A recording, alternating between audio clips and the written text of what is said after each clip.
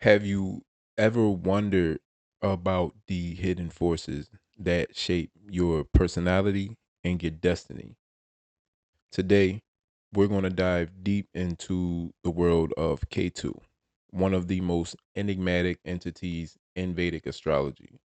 So, if you were born on the 7th, the 16th, or the 25th of any month, or if your destiny or your name number totals 7, then this video is for you. So we're going to talk about Ketu and how it influences your life. So Ketu is also known as the dragon's tail. It's known as the half planet. It's known as this power over those with the Enneagram number 7, the dynamo. And K2 is often misunderstood because it's a malefic planet, but it plays a crucial role in guiding us towards that spiritual enlightenment and liberation. So Ketu, along with Rahu, form the two lunar nodes of the moon, and they're 180 degrees apart. One is at the top, one is at the bottom, representing the dragon's head and the tail.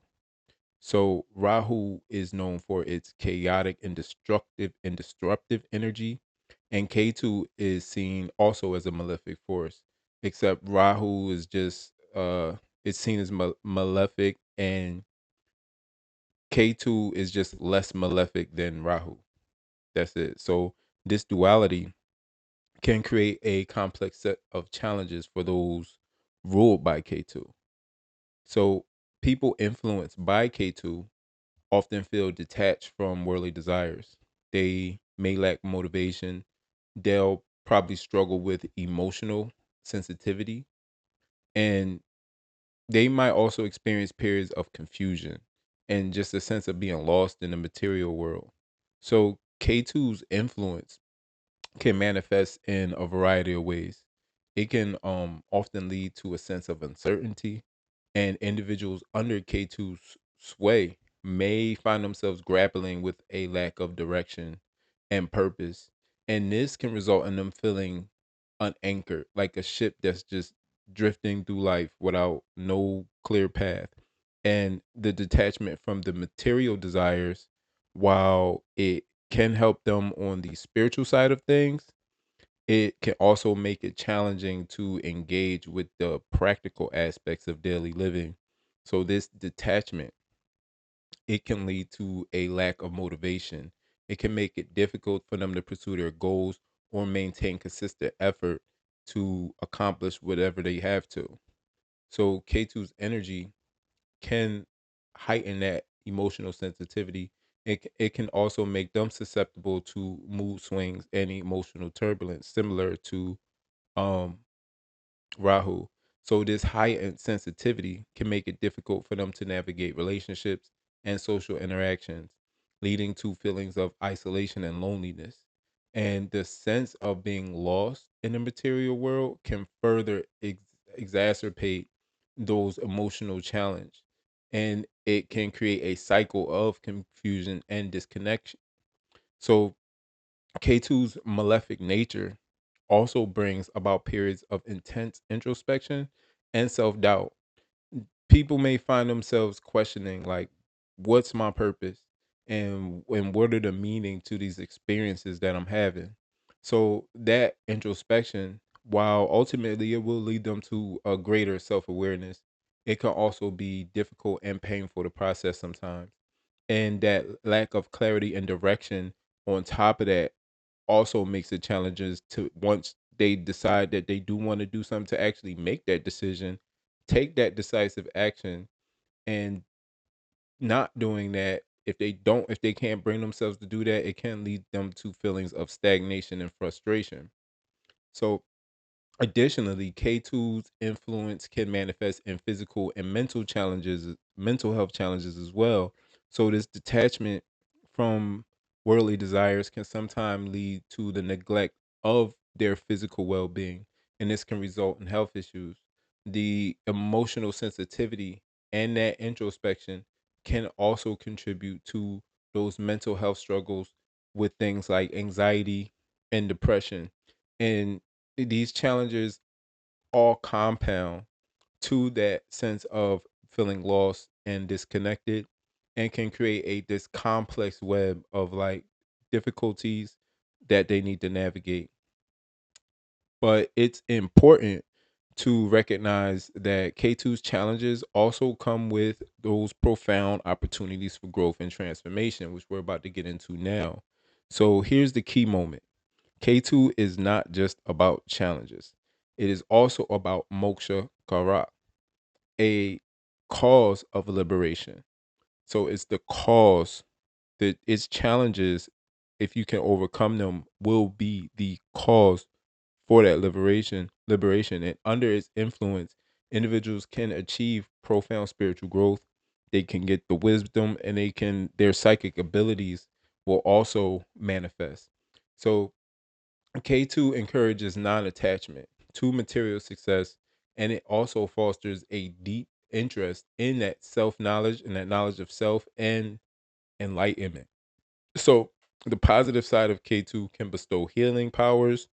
It will give the person a keen interest into things of the occult sciences, natural healing, holistic healing, and spiritual practices.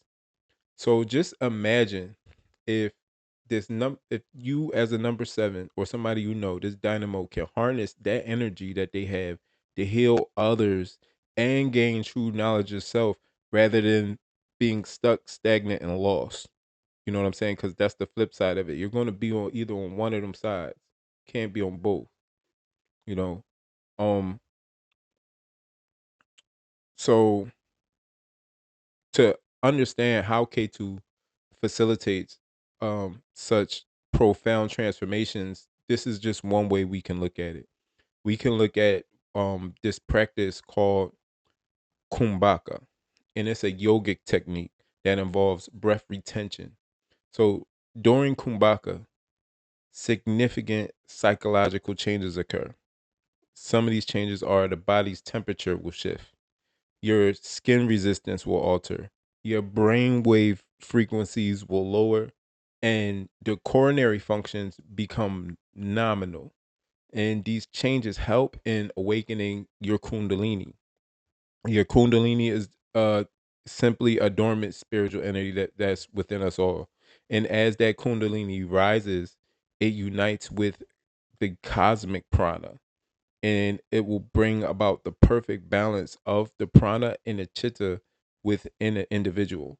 So this union to an explosive satya, which is a moment of truth where everything appears luminous and interconnected. So Maharshi Patanjali in the Yoga Sutras, he highlights the potential of kumbhaka to illuminate the dormant centers in the brain, stating that thereby the covering of the light disappears. So this illumination, it will propel the practitioner of kumbhaka into a deeper understanding of their being beyond like our ordinary everyday experiences. So the awakening of the kundalini through practices like kumbhaka will accelerate spiritual growth. It will allow an individual to tap into their talent, their latent potentials, and it'll help them achieve enlightenment. So the union of kundalini and spiritual energies, symbolized as the dance of Shakti and Shiva, it will deepen somebody's awareness of the cosmos, because this union is just not a metaphorical concept, but it's a transformative experience that will integrate the physical, the mental, and the spiritual aspects of our existence.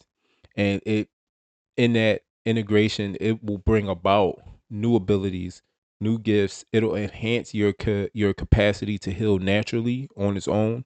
And then if and that you can also combine that with tantric and psychic healing and other occult sciences. So in a in a broader context of spiritual evolution, K2 aligns its influence aligns with the ultimate goal of enlightenment, moksha. Just as the energy of, let's just say, the Holy Spirit in Christianity leads to the development of love and wisdom. Ketu's energy guides us towards self-knowledge and liberation. And the journey through that Kundalini process with its phases of cleansing and releasing, it's going to prepare us for it's going to prepare us for this higher state of being. It's a journey that involves shedding old attachments and embracing new possibilities. So as the Kundalini rises and with it, it cleanses those energy channels, it brings forth new abilities and gifts. And these should be used wisely and with focus and enlightenment rather than just for the acquisition of power itself. So during the transformative process, it's crucial to maintain a balanced perspective. And the gifts and abilities that emerge from this are not end goals. They're more tools to aid in a journey that doesn't end towards self realization and enlightenment. And the practice of a kombuka and the awakening of the Kundalini energy can lead to a profound change in our personality and our consciousness. So, individuals may experience shifts in their sense of self, moving from ego driven desires to more expansive and cosmic awareness. So, this journey is deeply personal, yet at the same time is significant universally as well. So it reflects the broader spiritual evolution that many traditions speak of, while the individual's soul seeks to reunite with the divine source. So the integration of various spiritual practices, knowledges, paths, um, as available in the world today can help accelerate this process, and it's often a more comprehensive uh approach to enlightenment. So if you're ready to dive a little bit deeper into the dynamo or the Enneagram 7, join us in our next video as we explore the dynamic energy of the Enneagram 7, the dynamo, who is ruled by this celestial force we talked about in this video, Ketu, so we can discover how the power of Ketu influences you as a dynamo or somebody you know in their personality, their destiny, and their spiritual journey. So you don't want to miss out. Click that next video to watch now to understand the Enneagram number 7, the dynamo.